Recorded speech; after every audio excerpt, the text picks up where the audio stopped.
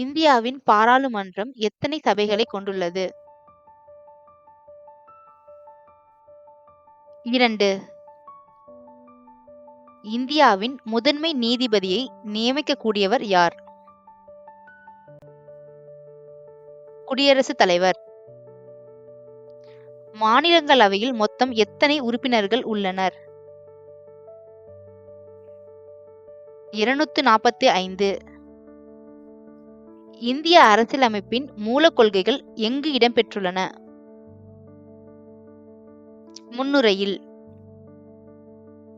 பஞ்சாயத்து ராஜ் அமைப்பை அறிமுகப்படுத்திய சட்டம் எது?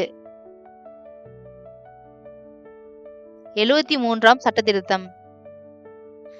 மாநிலங்களவைக்கு உறுப்பினர்களை தேர்ந்தெடுக்கும் முறை என்ன?